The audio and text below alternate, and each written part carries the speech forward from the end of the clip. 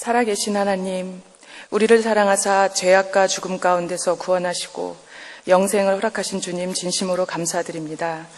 지난 한 주간 각자의 자리에서 여러 가지 모양으로 살다 이 시간 주님 앞에 나왔습니다. 저희들 언제나 말씀과 기도로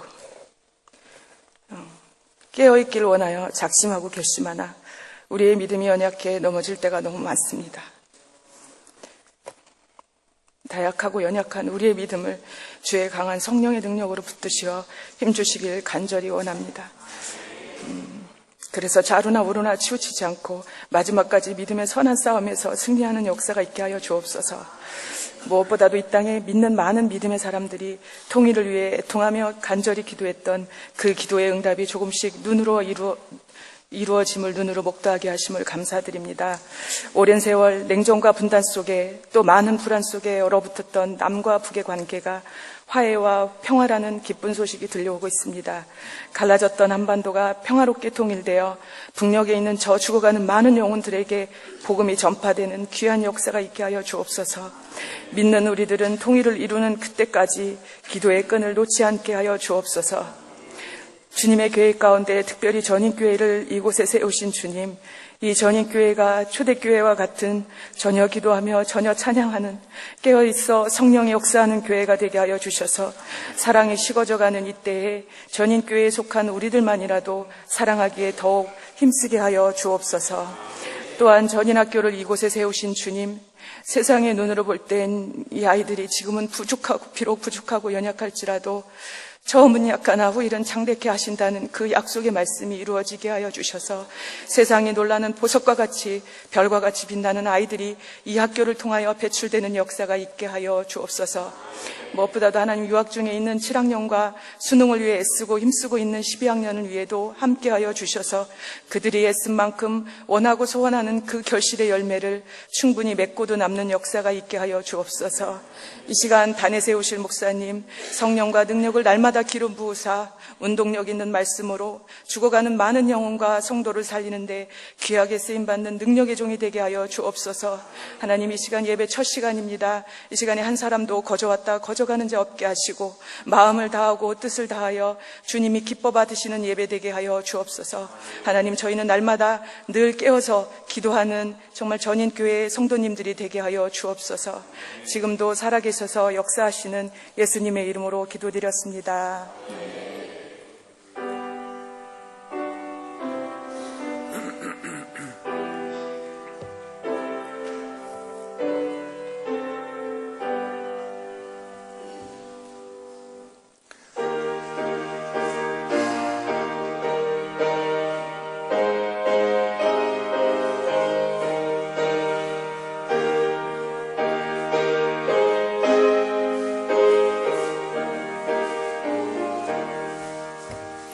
예수 사랑하심을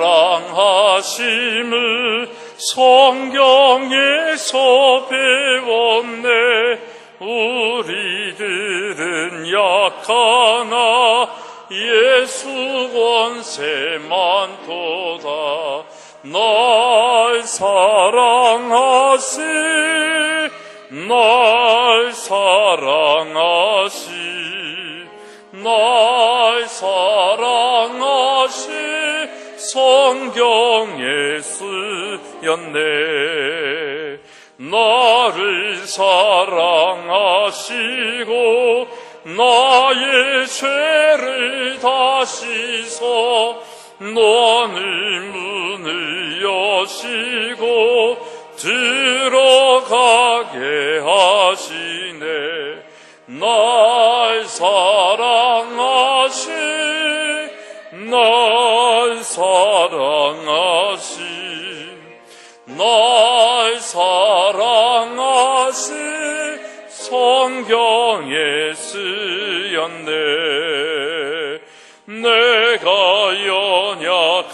연약할수록 더욱 귀히 여기사 높은 보좌 위에서 낮은 나를 보시네. 날 사랑하시 날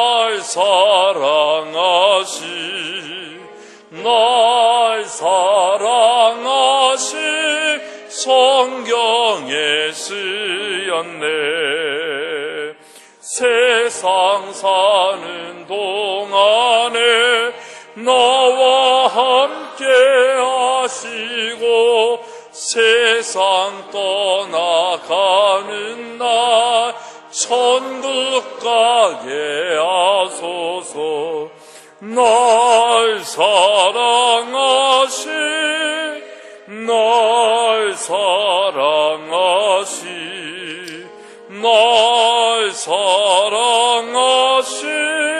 농경에 쓰였네. 아멘.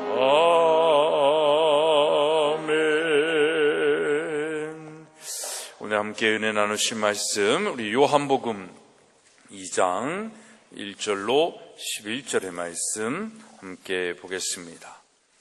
요한복음 2장 1절로 11절의 말씀 우리 함께 읽겠습니다. 요한복음 2장 1절부터 함께 읽습니다.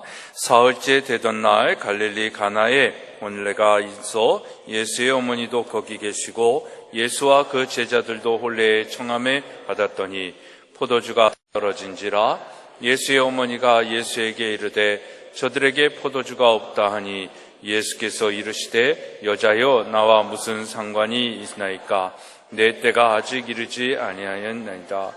그의 어머니가 하인들에게 이르되 너희에게 무슨 말씀을 하시든지 그대로 하라 하니라. 거기에 유대인의 정결 예식에 따라 2-3통 드는 돌 항아리 6이 놓였는지라. 예수께서 그들에게 이르시되 물을 채우라 하신즉 아귀까지 채우니 이제까지 떠주라 하심에 갖다 주었더니 연회장은 물로 낸 포도주를 맛보고도 어디서 났는지 알지 못하되 물돈 하인들은 알더라. 연회장이 신랑을 불러 말하되 사람마다 좋은 그대는 지금까지 좋은 포도주를 두었도다 하니라. 예수께서 이 첫 표적을 갈릴리 가나에서 행하여 그의 영광을 나타내심에 제자들이 그를 믿은지라. 아멘. 우리 사랑방 이속 나와서 특별 찬양으로 하나님께 영광 드리시겠습니다.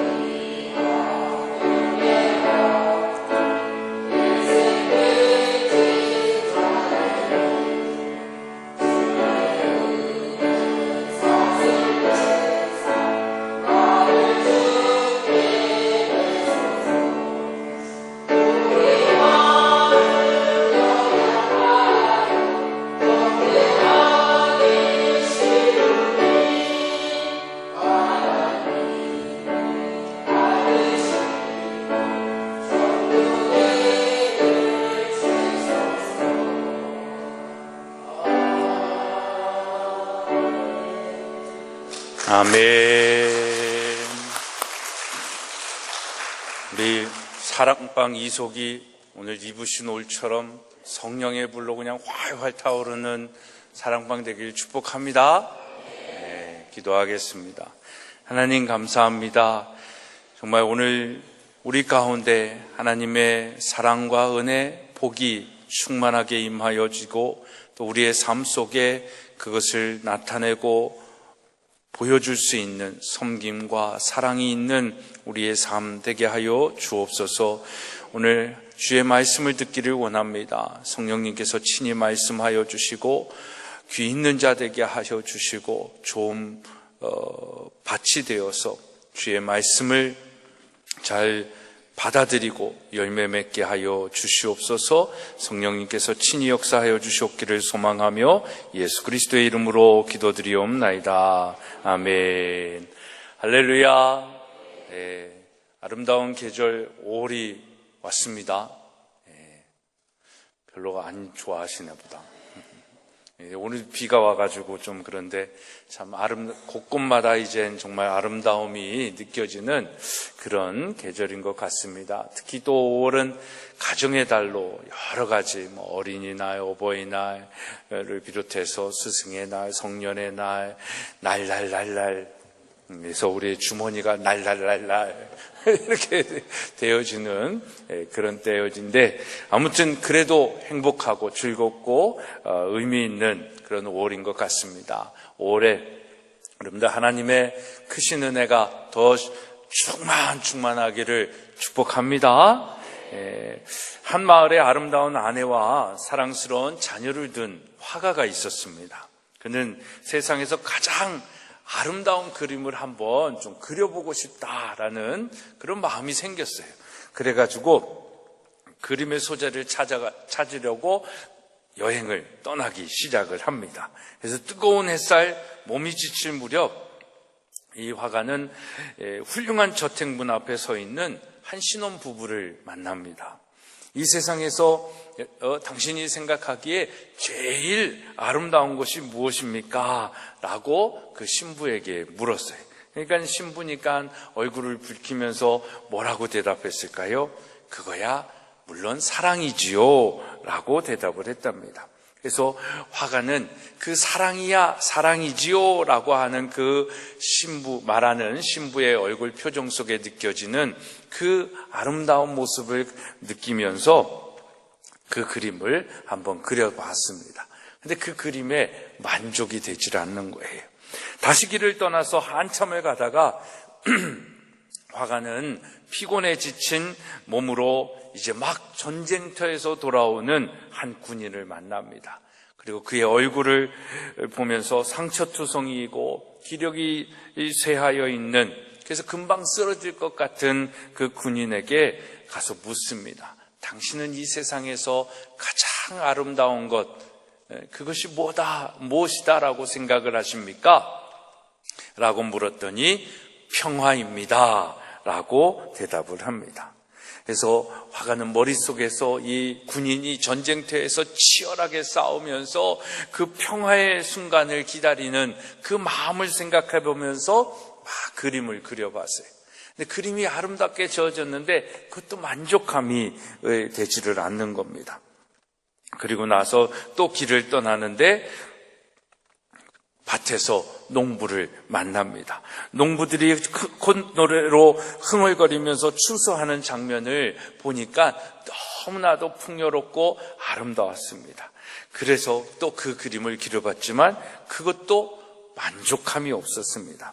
그래서 결국 세상을 찾아다니면서 그 아름다운, 이 세상에 가장 아름다운 것을 찾으려고 했던 이 화가는 실망하여 집으로 터덜터덜 돌아왔습니다. 조만치 집이 보이는 길목에 들어섰는데 그의 어린 자녀가 달려와 두 팔로 그의 목을 꽉 끌어안고 아파하면서 그 자녀들이 반겨주었습니다. 그가 문을 열고 집에 들어섰는데 그의 아내가 또 따뜻한 웃음으로 맞이해 주었습니다. 그리고 잠시 후에 식탁에 둘러앉아 남편이 무사히 돌아올 수 있도록 지켜주신 하나님께 감사하며 기도를 마친 아내의 얼굴에서 이 화가는 사랑과 신뢰와 평화와 풍요, 그 모든 것이 깃들어 있음을 발견할 수 있었습니다. 그 모습을 보고 그는 마음속으로 외쳤습니다. 아, 세상에서 가장 아름다운 그림이 바로 여기에 있구나. 그리고 그림을 그립니다. 그리고 그 그림 밑에 제목을 지어서 붙이는데 그 그림의 제목이 뭘까요? 가정이라는 제목입니다. 사랑하는 여러분, 인간은 가정이라는 울타리에서 태어나 거기서 세상을 배우며 자라납니다. 가정은 그래서 인생의 항해를 떠난 항해자들이 온갖 풍파를 헤치며 살다가 언제든지 찾아와서 편히 쉴 수 있는 보금자리다라고 얘기를 합니다. 육체와 영혼의 피난처다라는 것입니다. 오늘 여러분들의 가정이 보금자리가 되어주고 있는지 한번 물어봐야 되지 않겠습니까? 여러분, 그렇지만 한 사람이 믿지 않는 가정에서 신앙생활을 한다라고 한 때에 그 신앙을 가지게 되면 그 가정은 오히려 어려움을 당하기도 하고 영혼의 피난처가 아니라 치열한 선교 현장이자 엄격하게 신앙을 시험받는 장소가 되는 곳이기도 한 것입니다. 바로 믿지 않는 가족들과의 영적 전쟁이 또 가정에서 이루어지는 거죠. 그러니까 평안이 있고 사랑이 있고 쉼이 있어야 할 그곳에 어떻게 보면 믿는 사람과 믿지 않는 사람이 있을 때에 그 가정은 전쟁터가 될 수 있는 것입니다. 그렇기 때문에 여러분들의 가정들이 하루속히 예수 믿고 구원받는 인가기도 되어지는 가정이 되어지기를 축복합니다. 그걸 위해서 우리가 더욱더 사랑하고 복음을 증거하고 섬기면서 가정을 정말 하나님의 가정으로 만들어 가야 되는 것입니다. 자기의 가정을 생각하면 그 눈에는 눈물이 맺히고 가슴에는 서러움이 북받쳐 오르는 사람들이 오늘날 얼마나 많은지 모릅니다. 가정이라는 아름다운 이름이 이제는 아픔이 짙게 배인 상처가 있는 곳으로 현대인들에게 자리매김하고 있다라는 것입니다. 그럼에도 불구하고 오늘 성경은 우리에게 무엇이다라고 말합니까? 누구든지 자기 친족, 특히 자기 가족을 돌보지 아니하면 믿음을 배반한 자요 불신자보다 더 악한 자다라는 것입니다. 믿는 가정이든 믿지 않는 가정이든 그 하나님께서 우리에게 허락하신 가족을 돌보지 않는 것은 하나님을 배반한 자요 불신하는 자다라고 얘기하는데, 그것만 얘기하는 게 아니라 그런 사람들보다 더 악한 사람이다라고 얘기를 하는 것입니다. 사랑하는 여러분, 가족이 있고 가정이 있다라는 것은 우리에게 얼마나 든든한 힘이 되고 위로가 되고 평안이 되는지 모릅니다. 또 그런 존재가 되어야 하는 것입니다. 가족이 있는 사람은 행복한 사람입니다. 그렇기 때문에 가족을 돌보는 일은 아무리 힘들고 어려워도 우리가 살아가면서 반드시 해야 할 일이라는 것입니다. 사랑하는 여러분, 우리는 가정에서 태어나고 가정에서 자랍니다. 가정에서 사랑을 받고 또 가정에서 행복을 누리고 치유를 받습니다. 가정에서 새로운 가정이 태어나고 우리는 그 가정에서 또 생명을 만들어 가는 것입니다. 동물과 달리 우리 인생은 오랫동안 가정에 머물면서 가정과 함께 살게 되어 있는 것이 바로 인간이 가지고 있는 또 하나의 특징입니다. 그렇기에 누구든지 좋은 가정, 행복한 가정을 만들기를 소망하고 있지 않습니까? 훌륭한 자녀들을 키워서 교회와 나라와 사회에 공헌하는 그런 부모가 되고 가정이 되어지기를 우리는 기대하고 소망하고 있습니다. 그러나 그 일이 쉽지 않다라는 것도 우리는 잘 알고 있습니다. 성경 말씀을 읽어보면 어떻게 보면 가족에 대한 스토리가 제일 많이 나옵니다. 어떤 가정은 행복하기도 하고요. 어떤 가정은 축복을 받는 가정이기도 합니다. 어떤 가정은 그렇지만 불행합니다. 또 몹시 큰 어려움을 당하는 비극적인 가정의 스토리로 마무리되는 가족들도 많이 우리는 볼 수 있습니다. 이러한 가정의 이야기를 통해서 가정의 소중함을 알고 민족성을 유지하는 민족이 있지요. 우리가 잘 알고 있는 유대인입니다. 유대민족은 서기 1948년 5월 14일 독립하기까지 방황하면서 살아간 민족입니다. 그렇지만 그들이 한순간도 잊지 않고 소중히 여긴 것이 몇 가지 있는데, 그 첫 번째가 유대인들은 떠돌아다니면서도 항상 자기네 고향의 땅에서 채취한 흙을 가지고 다녔다라고 합니다. 그래서 그들은 나라를 잊지 않으려고 목에 조그만 흙자루를 걸치고 다녔습니다. 그리고 죽을 때에는 그 흙을 무덤에 뿌렸다고 합니다. 그 다음에는 토라, 우리로 말하면 성경을 가지고 다녔습니다. 토라는 유대인들에게 정말 생명과도 같은 말씀입니다.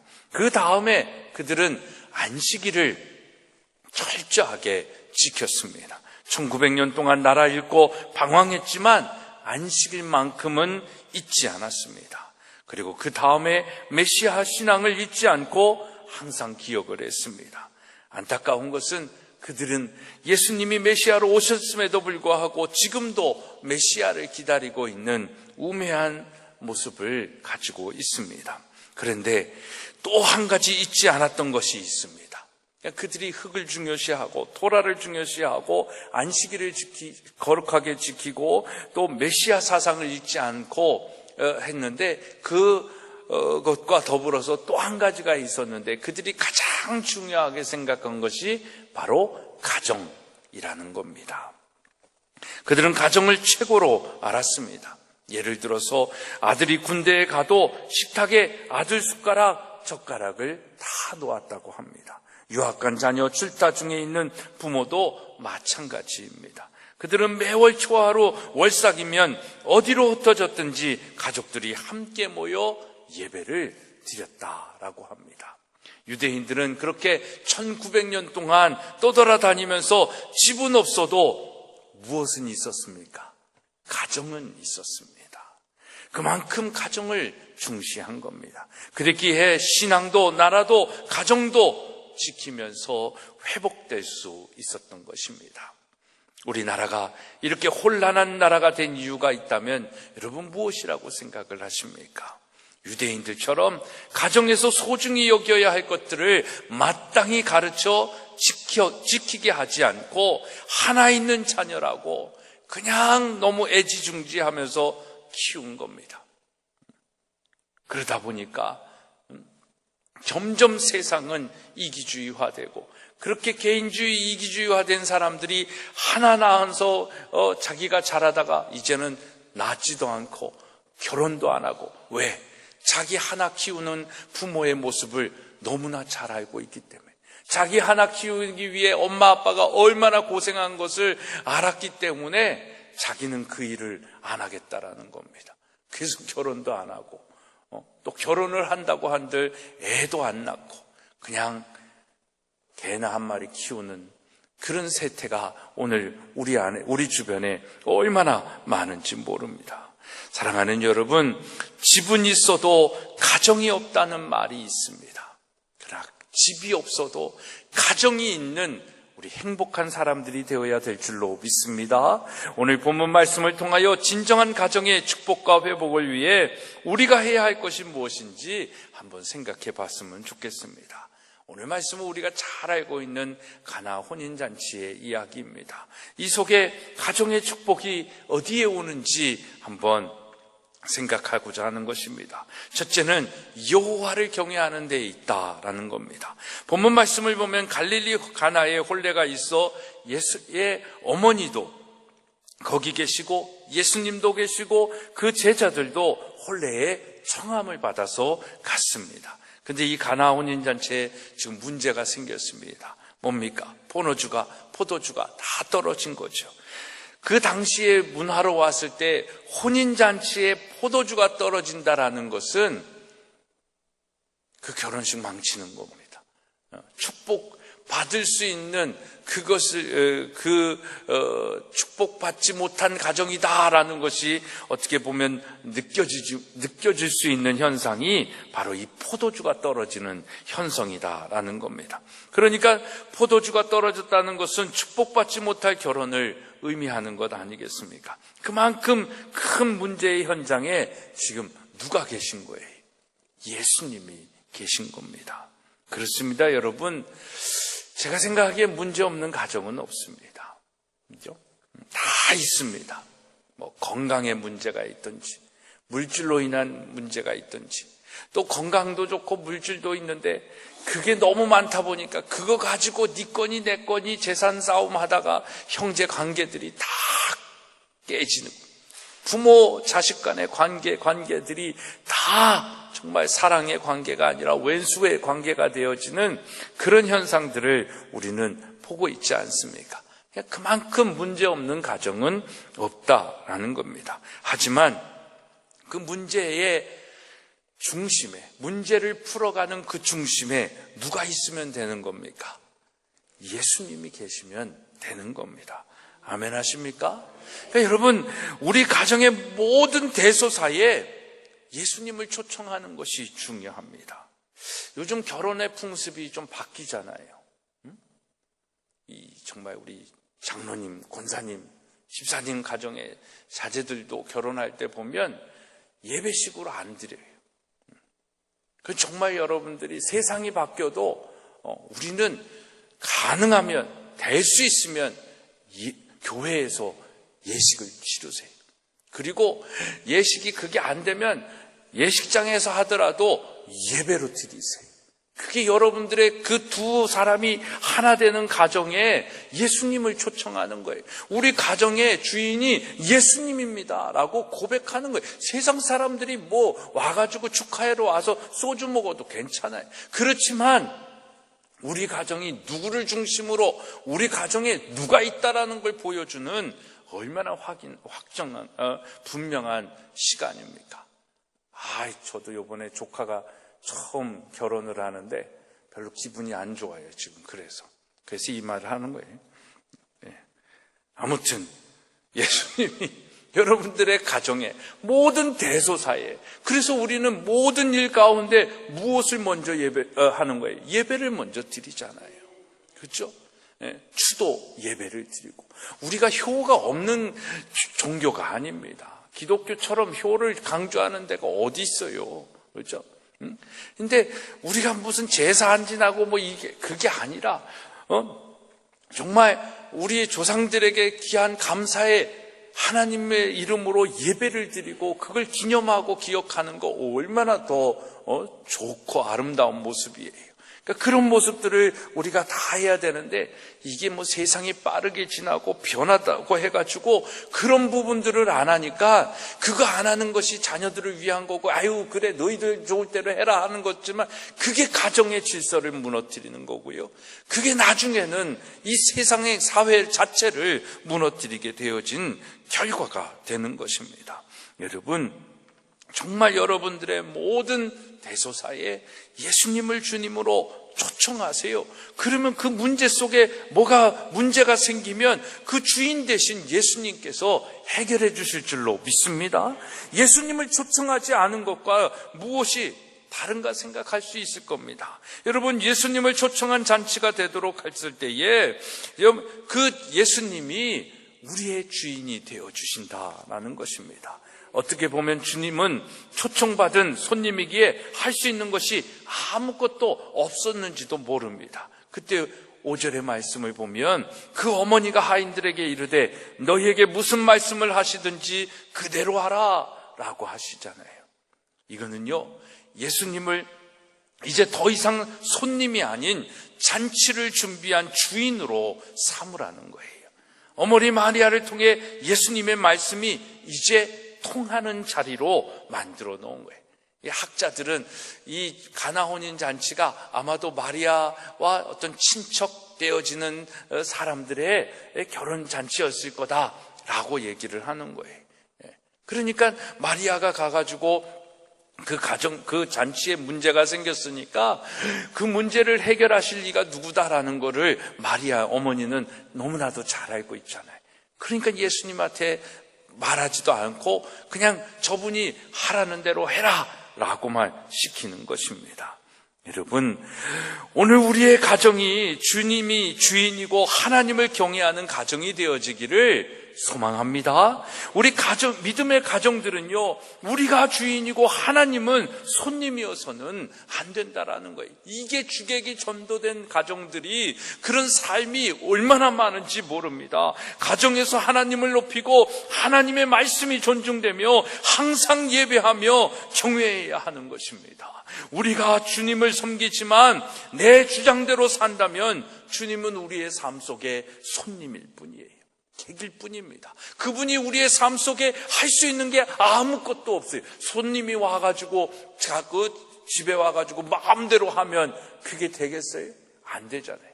그러니까 예수님이 우리 가정에 왔을 때 손님으로 계시게 하는 것이 아니라 주인으로 계실 수 있도록 우리가 영접하고 초청하고 우리의 주권을, 우리의 가정의 모든 권한들을 그분께 내어드려야 되는 겁니다. 그게 여호와를 경외하는 거예요.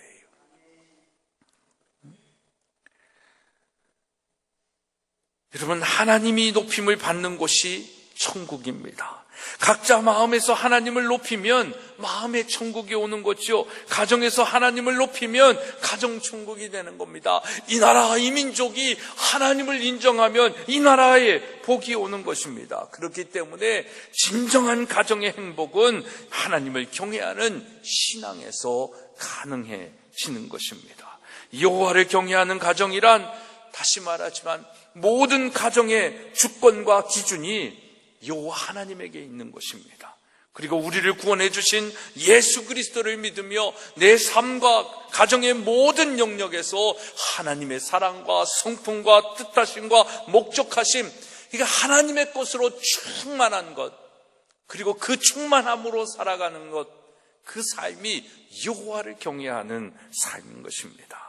여러분, 우리의 가정들이 이제 세상을 주인 삼은 것을 모두 다 내려놓고 나와 내 집은 오직 여호와 하나님만을 섬긴다는 여호수아의 고백처럼 우리의 가정이 고백이 되어야 될 줄로 믿습니다.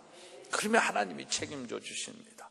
그러면 문제가 생겨도 그 문제를 통해서 더 큰 은혜와 축복을 우리에게 주시는 거예요. 요즘 이 시편 128편의 말씀을 참 좋아하고 은혜를 많이 누립니다. 그 말씀이 뭐냐면, 여호와를 경외하며 그의 길을 걷는 자마다 복이 있도다. 너 손이 수고한 대로 먹을 것이라. 너가 복되고 형통하리로다. 너 집 안방에 있는 너 아내는 결실한 포도나무 같으며 너 식탁에 둘러앉은 자식들은 어린 감람나무 같으리로다. 여호와를 경외하는 자는 이같이 복을 받으리라.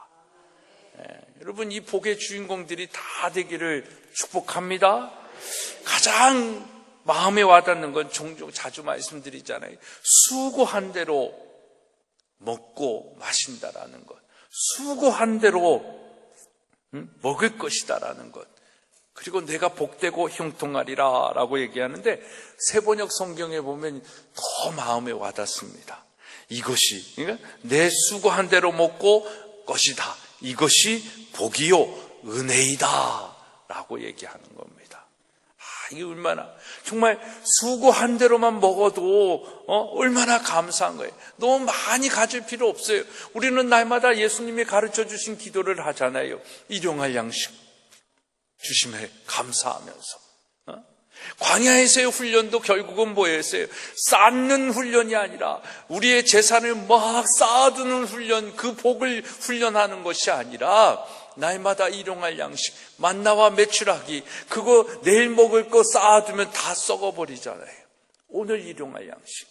우리의 만족은 하나님이 우리에게 내가 수고한 대로 일용할 양식을 주시고 그 일용할 양식을 힘을 얻어서 또 하나님을 향하여 살아갈 때 주시는 복입니다. 이것만 받아도요 어마어마한 복을 받는 겁니다. 우리 모두가 이 은혜의 주인공들이 되기를 축복합니다. 그러기 위해서는 우리의 가정에, 우리의 삶에 여호와를 경외하는 그 믿음의 삶이 있어야 됩니다. 그러면 우리 가정에 문제가 생겨도 그 문제를 오히려 축복으로, 기적으로 하나님께서 만들어 주실 줄로 믿습니다. 두 번째, 우리가 축복이 있는 가정, 회복이 있는 가정이 되기 위해서는 어른을 존경하는 데서 오는 겁니다.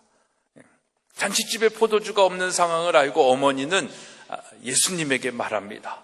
저들에게 포도주가 없어요 라고 얘기를 하고, 그랬더니 예수님이 어머니에게 어떻게 얘기합니까? 여자여, 나와 무슨 상관이 있습니까? 여러분들이 이 말씀을 제가 읽은 것처럼 여자여, 이게 나와 무슨 상관이 있습니까? 이렇게 읽으면 엄청난 오해가 있겠죠. 그죠? 예수님이 이거 뭐야? 어머니한테 여자라고 얘기하고 이거 정말 불손한 아들 아니야? 라고 이렇게 얘기할 수 있지 않겠습니까? 여러분, 여기에 여자라는 말은 헬라어 원문에 귀나이라고 하는데 귀네라는 존칭어를 쓰는 겁니다. 그러니까 그리스에서 왕후를 부를 때 사용하던 용어가 바로 이 귀나이라는 존칭이에요. 그러니까 어머니를 무시하며 부르는 호칭이 아니라 잔치집에서 어머니를 극존칭하면서 여사님, 우리말로 얘기하면 이렇게 되겠죠. 어머니보다도 더 객관적인 존재에서 인정하고 존중하고 존칭어로 쓰는 겁니다. 여사님, 귀나이, 여자여, 이렇게 표현을 하는 겁니다. 그러니까 얼마나 어머니를 사랑하고 존중하는 예수님인지를 또한 알 수 있는 겁니다. 사랑하는 여러분, 이처럼 가정에서 부모님이 존중되어야 될 줄로 믿습니다. 부모는요, 존경을 먹고 사는 분들이잖아요. 저도 아들, 딸들이 이렇게 잘하는데 어느 순간 뭔가 딱 그렇게 해가지고 이거 날 무시하는 느낌이 딱 오잖아요. 이거 뭐지? 딱 할 때가 있습니다. 여러분들도 다 그러실 거예요. 또 저희 아버지 어머니를 봐도 이렇게 잘 해드려가도 언짢아 하실 때 보면은 마음이 상하실 때는 그 존재감이 인정되지 않았을 때 마음이 상심함이 오시잖아요. 그래서 부모는 존경을 먹고 사는 사람들입니다. 자녀는 사랑을 먹고 사는 거고, 존경해 달라는 부모는 없지만 존경해 주면 부모의 마음은 언제나 기쁜 것입니다. 부모가 마리아처럼 얼토당토 않는 일을 시켜도 우선은 뭐라고 대답을 한 겁니까? 예수님은 여자여, 여사님, 이게 내 때가 아닌데, 네, 알겠습니다 하는 마음이다라는 것이죠.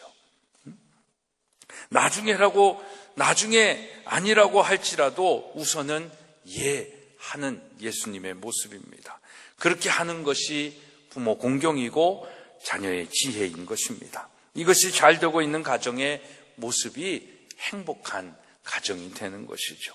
우리가 잘 알고 있는 사자성어 반포지효라는 말이 있지 않습니까? 까마귀의 새끼는 자라서 늙은 어미에게 먹이를 물러다 주는 효를 가지고 있는 아주 유일한 동물이다라고 얘기를 합니다. 그래서 까마귀는 부화한 지 60일 동안은 어미가 새끼에게 먹이를 물어다 주지만 그 이후에는 새끼가 다 자라면 먹이 사냥에 힘이 붙인 어머니를 먹여 살린다라고 합니다. 그래서 이 까마귀를 자오 또는 반포조라고 부른다고 합니다. 까마귀 같은 미물도 효도하는데 만물의 영장이라고 하는 사람이 효의 삶을 살지 않는다는 것은 이치에 맞지 않은 것입니다. 팔방가라는 노래도 있습니다. 부모 공경과 자녀 사랑은 그 질이 다르다는 8가지 사실을 말하는 노래입니다. 그 가사 중에 아이들은 아무리 짓거려도 부모는 듣기 싫지 않지만 자녀는 부모가 한 번 말해도 잔소리 많다고 생각한다. 부모는 아이의 똥오줌도 싫지 않지만 자녀는 늙은이의 침 뱉는 것조차, 침 냄새조차 싫어한다. 자녀는 부모를 모시기를 서로 싫어하지만 부모는 10자식이라도 남주기를 싫어한다. 그렇지 않습니까? 여러분, 부모는 자기 자식 아프면 무슨 수를 써서라도 고쳐내지만 자녀는 부모가 아프면 고칠 생각 않고 연세가 많아서라고 넘어가 버립니다. 저도 요즘 어머니한테 어머니가 기억력이 안 좋아. 막 옛날에 뭐 이런 게 다 생각이 나는데 생각이 안 나서 어머니 나이 들어서 그래. 저도 그래요. 이렇게 얘기할 때가 종종 있는데 얼마나 부끄러운지 모르겠습니다. 여러분, 부모 사랑과 자녀 효도는 그 질이 비교할 수 없다라고 얘기를 하는 겁니다. 그럼에도 불구하고 부모에게 잘하는 자손들이 있습니다. 그런 가정의 관계를 이룰 것을 바라면서 성경은 우리에게 이렇게 얘기하죠. 에베소서 6장 2절 3절에 너 아버지와 어머니를 공경하라. 이것은 약속이 있는 첫 계명이니 이로써 너가 잘되고 땅에서 장수하리라.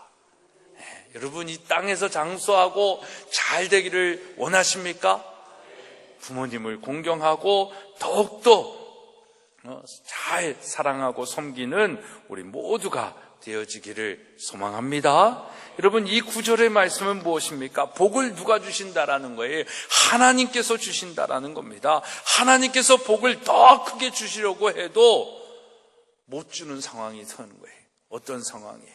부모에게 못하는 사람들. 부모를 공경하지 않는 사람들은 하나님이 복을 더 주고 싶고 더 잘되게 해주고 싶은데도 그게 안 되는 거예요. 그러니까 여러분들 자신이 잘되고 싶으십니까? 그러면 부모를 더욱더 공경하세요. 부모님이 다 하늘나라 가시고 안 계신데 이웃의 어르신들이라도 섬기십시오. 그런 마음을 가지고 그 중심을 보시는 하나님께서 하나님 정말 부모에게 잘하는 자에게 주시는 이 땅에서 잘되고 장수하는 그 복을 주실 줄로 믿습니다.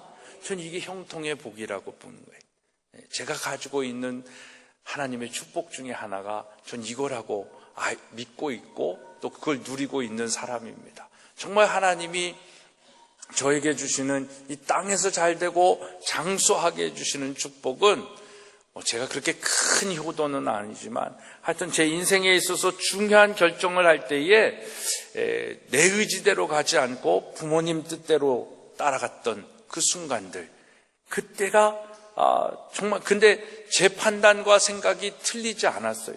오히려 더 좋았어요. 더 잘 됐을지도 몰라요. 그럼에도 불구하고 부모님의 뜻에 이 말씀을 저에게 하나님이 주셨거든요. 부모를 공경하라. 그럼 네가 땅에서 잘 되고 장수할 거야. 그 말씀을 제가 들려주셨기 때문에 내 생각과 판단이 맞았음에도 불구하고 아버지 생각과 아버지 판단에 순종하면서 갔거든요. 그러니까 요것만큼은 내 생각이 맞았는지 모르겠지만 그 주변의 것까지도 내 인생에 함께 하여 주시는 하나님의 축복은 정말 아직까지도 마르지 않습니다. 정말 하는 일마다 다 잘되게 하셨고 어려움 속에서도 극복하게 하셨고 여기까지 오게 하신 겁니다. 남의 축복이라고 아멘도 별로 안 하시고 정말 저는 그 은혜를 누리고 살고 있습니다. 그래서 여러분들에게도 그 은혜를 받기를 소망하는 것이고 그 은혜의 주인공이 되어지기를 소망하는 겁니다. 그러니까 여러분 정말 부모에게 공경하고, 그러니까 부모를 공경한다는 건 누구를 인정하냐는 거냐면요, 아까 우리 말했던 것처럼 여호와를 인정하는 겁니다. 여호와를 경외하는 자가 부모를 공경하는 거예요. 그러니까 여호와 경외 사상이 없으면 부모가 그렇게 존귀해지지 않는다라는 거예요. 그러니까 우리 자녀들 다 크고 없다 이지 마시고요, 정말 우리 자녀들에게 마지막까지 강조해야 할 건 뭡니까? 예수 믿고 구원받으라는 거예요. 예수 잘 믿어라는 거예요. 뭐 교회가 어떻고 세상이 어떻고 그건 상관할 게 아니다니까요. 그걸로 인해 가지고 천국 가고 지옥 가고가 아니라 우리는 예수로 인하여 천국 가고 지옥 가는 거거든요. 그걸 우리 자녀들에게 줘야 되잖아요. 그 여호와를 경외하는 사상을, 그 믿음을 자녀들에게 줘야 되잖아요. 우리 가정의 달은 사실 이런 거를 다시 한번 생각하는 그런 날이었으면 좋겠습니다. 여러분, 정말 하나님께서 우리에게 복을 주십니다. 하나님께서 복을 더 크게 주시려고 해도 주시지 못할 우리의 그릇이 아니라 차고 흘러 넘치도록 주시고도 남을 만한 그런 우리의 그릇이 되어지기를 주님의 이름으로 소망하며 축복합니다. 세 번째로, 축복이 있는 가정이 되기 위해서는 좋은 점을 찾아 칭찬하고 격려하는 겁니다. 사랑하는 겁니다.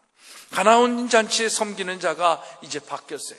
흔히 말하는 호스트가 바뀌었습니다. 예수님이 이제 접대하는 호스트가 된 겁니다. 그랬더니 누가 칭찬을 받습니까? 잔치의 주인인 신랑이 칭찬을 받잖아요.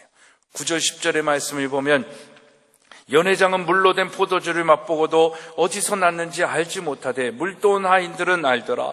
연회장이 신랑을 불러 말하되 사람마다 먼저 좋은 포도주를 내고 취한 후에 낮은 것을 내거늘 그대는 지금까지 좋은 포도주를 두었다다 하니라.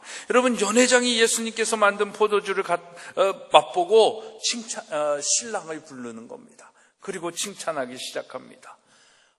왜 이제야 가져왔느냐? 왜 진작 알려주지 않았느냐? 할 말이 많았지만 칭찬만 하는 거예요. 야, 이건 너희 다른 사람하고 좀 다르다. 다른 데는 원래 처음에 좋은 술 나고 술이 이제 딸딸해지고 취하면은 그 다음에 좋거나 말거나 나오면 질이 문제가 아니라 양으로 들어가잖아요. 예, 그러니까 나중에 나오는 것이 더 그런 건데, 와, 이 잔치집은 다른 잔치집하고 다르네. 처음 것도 맛있었는데 마시면 마실수록 더 맛있는 포도주가 나오네 라면서 칭찬을 하는 겁니다. 여러분, 우리의 삶의 주인이 예수님이 되고 우리 인생의 잔치의 주인이 내가 영광받는 것이 아니라 예수 그리스도를 인정하는 잔치가 될 때 결국 누가 칭찬을 받는 거예요? 내가 칭찬을 받는 겁니다. 그러니까 예수님은 스스로 칭찬받기 위해서 존재하시는 것이 아니라 우리를 더욱더 잘되게 하시기 위하여 존재하시는 거예요. 그분은 우리에게 그런 거 안 받으셔도 말씀하시잖아요. 돌들을 들어서도 나는 찬양을 받을 수 있다.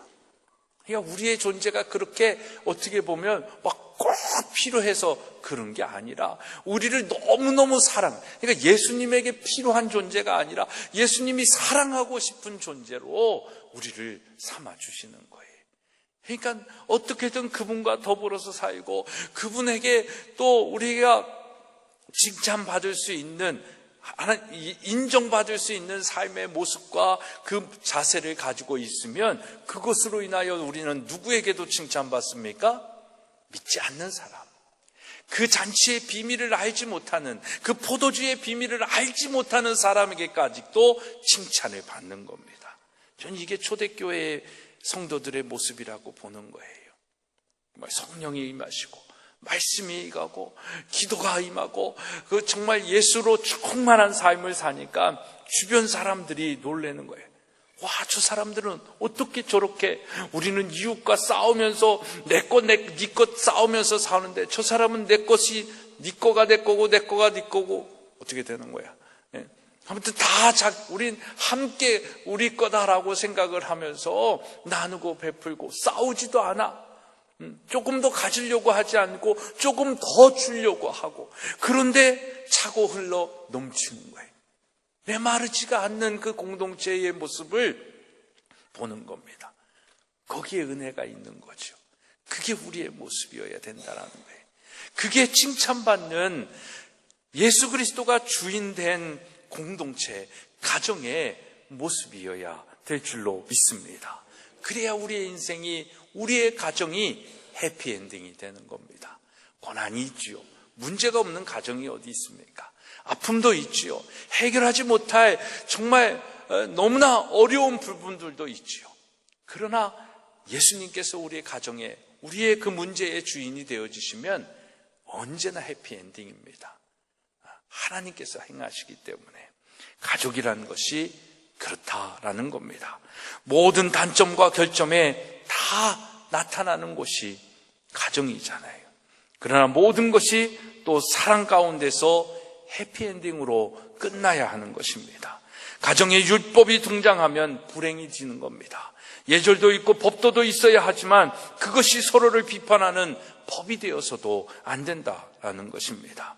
사랑의 법만 존재해야 하는 것입니다. 가족이라는 관계는 그런 기가 막힌 관계요. 그래서 하나님께서 만들어주신 특별한 관계입니다. 그런 가정이 무너지고 있지 않습니까? 그런 가정이 점점 깨어지고 있지 않습니까? 그러니까 사회가 무너지고 있는 겁니다. 사회가 무너지니까 국가 존재 자체가 건강하지 못한 겁니다. 그래서 여러분, 우리 기독교 가정들만이라도 가정이 행복해야 돼요. 가정이 건강해야 됩니다. 그리고 자녀들도 많이 낳아야 됩니다.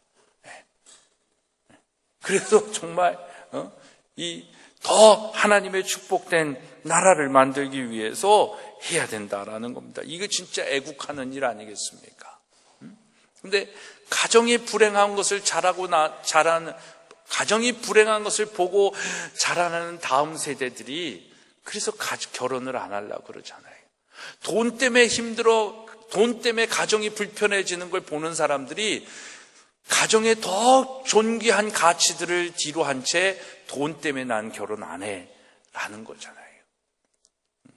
가족이라는 건 초가상간에 살아도 그 가족 때문에 함께 할 수 있어야 되는데 돈이 없으면 존재 못하는 것이 가족이 되었다라는 것.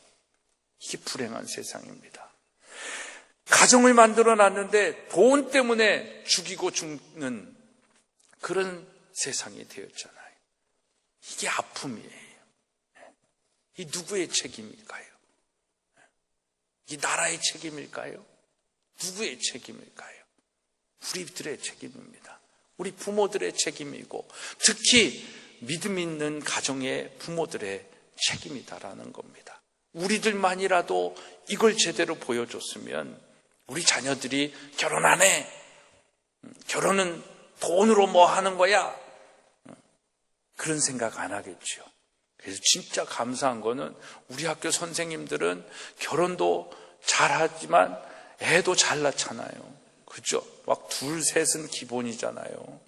더 낳아야 되는데 기도하고 있는 가정들도 있는데 너무 부담을 줄까 봐 제가 근데 정말 그렇게 되고 우리 선생님들도 결혼도 빨리빨리 해야 할 분들도 또 많이 하고 이러면 좋을 것 같습니다. 아무튼 사랑하는 여러분, 하나님을 믿는 믿음의 유산, 믿음의 유산, 이것을 자녀들에게 전수해야 하는 것입니다. 이거 싫다고 하면 여러분들이 가지고 있는 것 한 푼도 주지 마세요. 재산을 한 푼도 주지 말고 좋은 것도 해주지 말고 자녀 교육에 하나님이 밀려서는 안 된다인 겁니다. 자녀들에게 마음껏 사랑을 줘야 되는데 그 사랑을 주시는 이가 누구다라는 걸 자녀가 알아야 되는 거예요. 하나님임을 알아야 되는 거예요. 예수님이 아니고서는 내가 이런 부모를 만날 수도 없고 예수님 아니고서는 내가 이런 사랑을 받을 수도 없다라는 것을 알아야 되는 겁니다. 그건요, 양이 많고 적고 그건 중요하지 않습니다. 정말 그 아이 하나이 내게 맡겨주신 아이를 믿음의 유산을 전수하겠다라는 그 부모의 사명을 감당하기만 하면 아무것도 문제가 되지 않는 것입니다. 그러니까 자녀 교육에 밀리면 안 됩니다. 지금 다 키운 자녀들도 있다고 하시지만 그래도 하늘나라 가는 날까지 그 여호와를 경외하는 것을 잃어버리지 않도록 만나면 얘기하고 기도하고 그래야 되는 것입니다. 그래야 천국 가서 함께 할 수 있는 겁니다. 자녀를 향한 가장 큰 사랑은 뭡니까? 복음을 전수하는 겁니다. 믿음의 유산을 물려주는 것입니다. 나는 우리 가정이 가장 여러분들에게도 자랑할 수 있는 이유 중에 하나가요, 친가도 그렇지만 이 처가도 그렇고, 처가야 목사님 집안이니까 그렇다 치지만 저희 친가는 목사가 저 하나가밖에 없어요. 하나인가 둘 됐나 모르겠어요. 근데 저희 자녀가 저희 형제가 넷이잖아요. 넷에 이 자녀들이 열이거든요. 누구 하나 믿음에서 어긋나 있지 않습니다. 다 정말 하나님의 신실한 사람으로서 잘 자라가지고 얼마나 믿음의 생활을 잘하는지 몰라요. 그렇다고 뭐 그렇게 막 화려하거나 뭐 이런 거는 없을지 모르겠지만 그 믿음 안에서 믿음을 지키며 그 믿음의 유산에 그 그 혈통을 갖고 있다라는 게 저한테는 얼마나 자랑스러운 것인지 몰라요. 그게 깨진 가정들도 많잖아요. 그게 이대에 뭐 일단 흩어져 있는 사람들도 많고 뭐 목사 자식들도 지금 그런 사람들도 많거든요. 그런데 4대, 5대가 그 믿음의 유산을 끝까지 가지고 간다라는 건 그만큼 부모님들이 믿음의 삶을 잘 살아주셨습니다. 그리고 그 교육을 받고 그 자녀들이 그 믿음 안에서 살 수 있도록 가정의 분위기가 항상 예배 중심의 분위기였어요. 그것이 얼마나 중요한지 모릅니다. 그리고 날마다 부모들은 기도를 하는 겁니다. 가족을 위하여. 여러분, 바라고 소망하기는 가족을 위하여 정말 5분씩만이라도 기도하는 우리가 되었으면 좋겠습니다. 그리고 진짜 여러분들이 더 축복된 가정이 되고 싶으면 일주일에 딱 한 번이라도 가정 예배를 드리세요. 그런 믿음의 유산이 전수되어집니다. 함께 예배하는 자리에 있다라는 것, 이것이 얼마나 중요한 건지 모릅니다. 여러분, 가족은 신랑을 칭찬한 연회장처럼 서로 살려주고 세워주는 관계다라는 것입니다. 그렇게 서로를 위하고 기도하고 칭찬하고 격려할 때 그 가족이 얼마나 행복하겠냐라는 것입니다. 사랑과 칭찬의 관계가 있을 때 우리 가정은 가나 혼인잔치의 축복을 받는 그런 가정이 되게 될 줄로 믿습니다. 사랑하는 여러분, 예수님은 가나의 혼인집에서 문제 있는 가정의 회복을 우리에게 지금 보여주고 있는 것입니다. 우리도 문제 있습니다.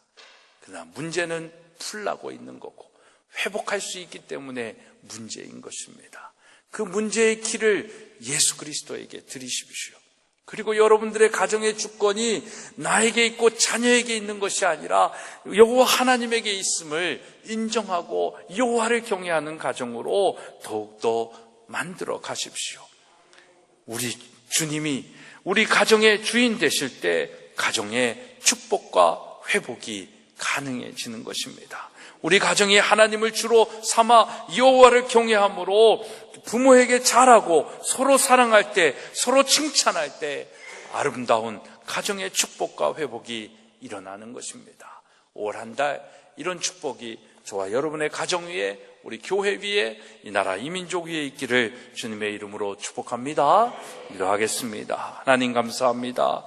오늘 가나 혼인잔치에 그 축복과 회복을 우리 가정의 축복과 회복으로 소망하며 함께 나눕니다. 하나님, 가정 우리 문제들이 있지만 그 문제를 주님께 내어드리고 주님께서 해결해 주시고 그 해결된 것을 통하여 오히려 세상 사람들을 놀랍게 만들고 세상 사람들에게 칭찬받는 우리 가정과 우리 믿음 되게 하여 주옵소서. 예수 그리스도의 이름으로 기도드리옵나이다. 아멘.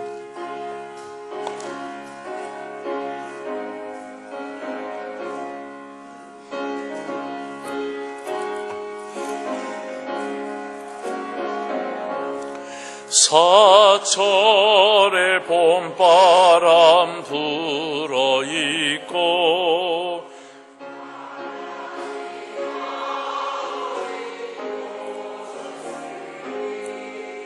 믿음의 반석도 든든하다. 우리 집 즐거운 동산이라. 고마워라 임마누엘, 예수만 섬기는 우리 집. 고마워라 임마누엘, 곧 즐거운 하루하루. 어버이 우리를 보이시고 동기들 사랑에 뭉쳐있고 기쁨과 설움도 같이 하니 한간의 초가도 천국이라.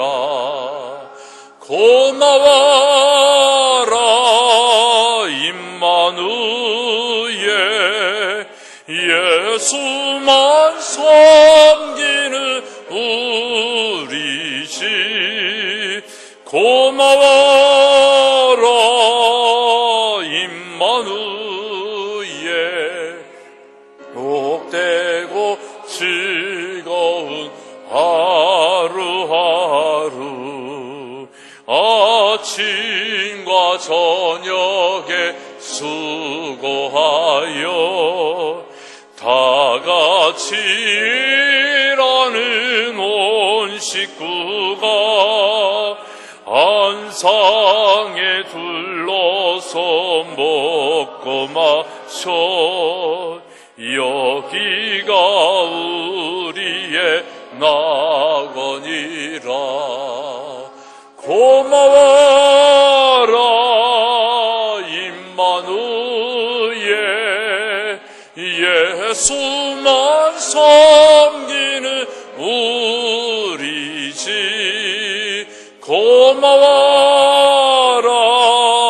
임마누엘, 복되고 즐거운 하루하루. 모든 것이 주께로부터 왔으니 이 예물을 주께 드리나이다.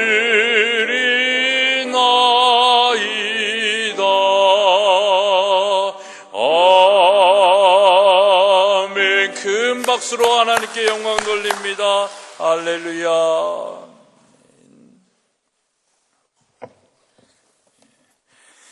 11조 우리 정순희 집사님, 김정현 사모, 신원선, 이명수 권사님 가정, 구중한 안명숙 권사님 가정, 최기인 권사님, 김홍교, 최중희 집사님 가정, 조형래 목사, 계랑 학생, 한정관, 양향옥 집사님 가정에서 드리셨습니다.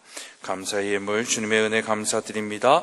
최봉욱, 양양춘 권사님 가정, 모든 것 합력하여 선을 이루어 주신 감사하여 김종아, 최소영 권사님 가정, 새 생명 주신 주님 은혜에 감사드립니다. 박경옥 장로님 드리셨습니다. 건강하게 해주셔서 감사합니다. 김낙경 선도님, 월삭 감사, 새로운 한 달 시작하여 날마다 주님 감사 넘치나이다. 손은교 권사님, 하나님의 은혜에 늘 감사하여 남궁규증 이순덕 집사님 가정, 날마다 베푸시는 주의 은혜 감사하고 기대합니다. 김정현 사모, 온 가족 믿음 안에 살게 하시니 감사합니다. 권복수 목사님, 5월 한 달도 감사함으로 주님께 영광 돌리게 하옵소서. 김영한, 김명옥 집사님 가정, 동역자와 함께 하심 감사합니다. 이상금 권사님, 항상 함께하여 주시는 주님 감사하여 주긴 권사님, 또 조영래 목사, 학창시절의 마지막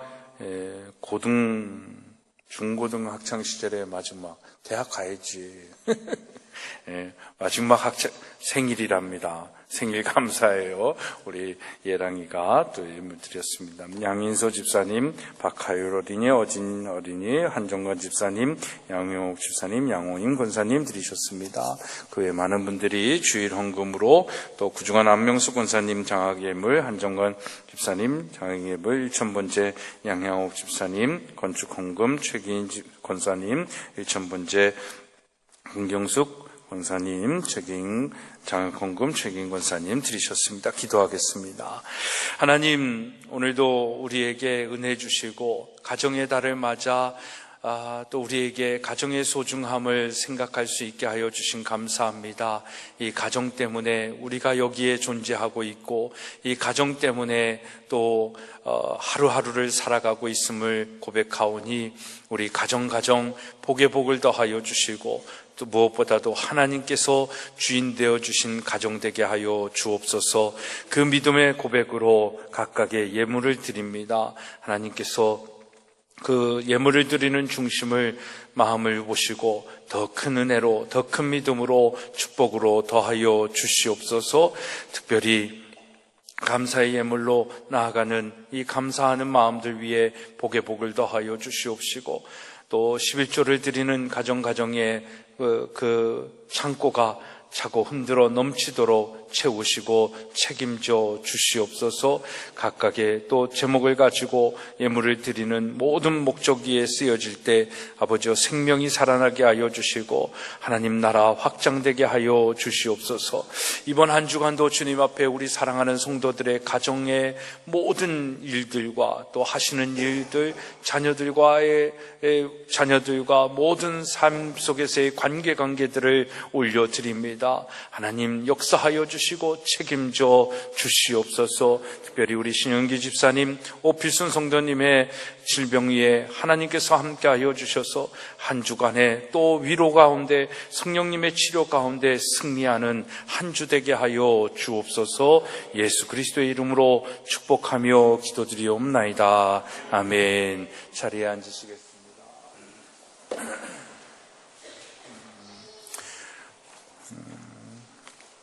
가정의 달 5월을 맞이했습니다. 여러분 정말 가정에 행복한 일들이 많은 특별한 한 달이 되어지기를 원하고요. 또 이 성령 강림주의를 통해서 우리 가정에 더 성령의 축복으로 가득한 그런 달이 되었으면 좋겠습니다. 5월 기념주일로 오늘 보내고 있습니다. 어린이날, 어버이날을 기념하여 우리가 함께 예배 드리고 있습니다. 교회에서 그래서 어린아이들은 또 예배 가운데 하는 걸로 알고 있고요. 교회에서 우리 65세 어르신들 그건 아니지만 잠깐 이렇게 식사 한 끼 드실 수 있도록 준비했습니다. 다 나오시죠. 65세 되시는 분들 빨리 나오세요. 우리 사모님 나와서 같이 좀 나눠드리도록 하겠습니다. 나이를 속이지 마시고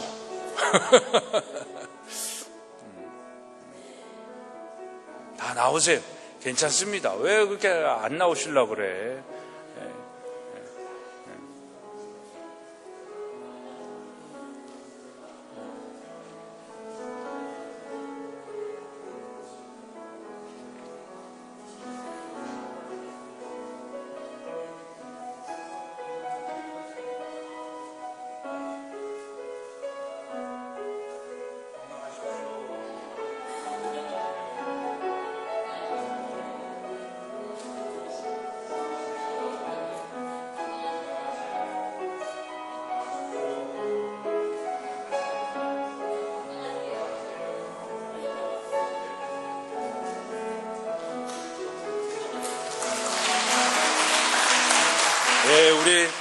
우리 교회의 큰 어르신들인데 건강하실 수 있도록 여러분들 더 많이 기도해 주시고 함께 해 주시기를 부탁을 드립니다.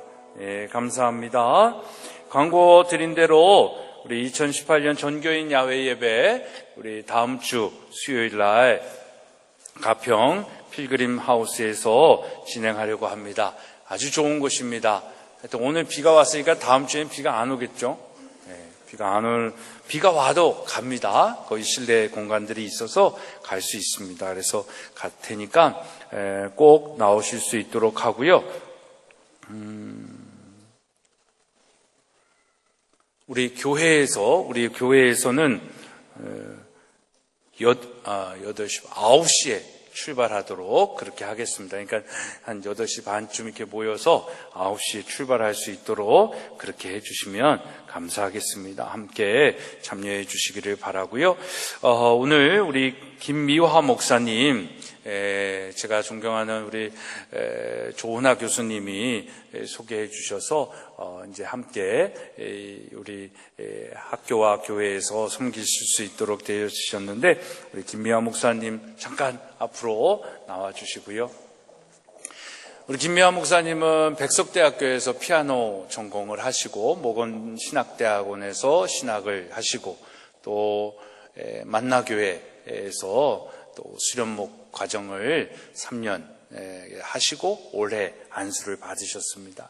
그리고 나서 이제 기독교 교육도 전공을 하시고 아마 교수님이 그런 마음에서 학교에 대한 부분들을 또 이렇게 함께 섬길 수 있도록 배려해 주시지 않았나 싶습니다. 저에게 있어서는 또 필요한 상황 속에서 또 이렇게 협력할 수 있는 목사님이 계셔서 너무너무나도 감사하고, 또 우리 김병삼 목사님 밑에서 많은 것을 훈련하고 와서 저에게도 또 많은 또 도움이 되고 아이들에게도 유익하리라 생각을 합니다. 우리 성도님들을 섬기는 일에도 더 귀한 우리 목사님 되리라고 생각을 하고요. 우리 목사님 환영하며 우리 박수하겠습니다.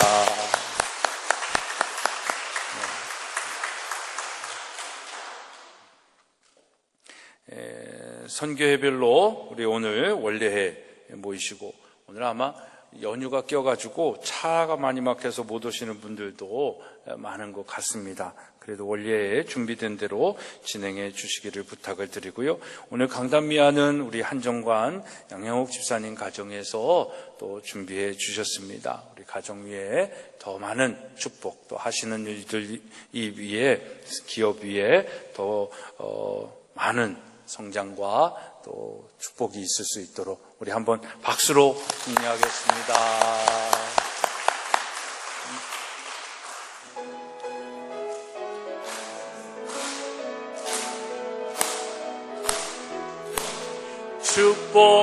축복합니다. 주님의 이름으로, 주님의 사랑으로 이곳에 모인 주의 거룩한 자녀에게 주님의 사랑이 충만하게 넘치기를 축복합니다. God bless you. God bless you. 축복합니다. 주님의 사랑으로.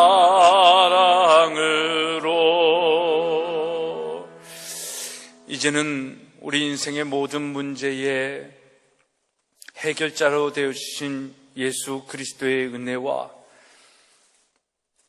사랑하는 가정을 우리에게 허락하여 주시고, 그 가정 안에서 더 하나님을 경외하며 살게 하여 주시는 하나님 아버지의 만극하신 사랑하심과, 오늘도 주의 말씀을 쫓아 순종하며 칭찬받는 자로 살게 하여 주시는 성령님의 감화 감동 교통케 하시는 역사하심이 오늘 가정의 달을 맞아 함께 예배하는 우리 사랑하는 모든 성도들과 그 가정과 하는 모든 일들 위에 이제로부터 영원토록 함께 하옵시기를 간절히 축원하옵나이다. 아멘. 아멘. 주님이시옵소서.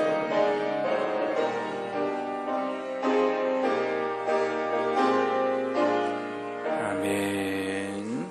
이상으로 주일날 예배를 모두 마치겠습니다. 다 같이 내려가서 식탁으로 함께 교제하기 원합니다.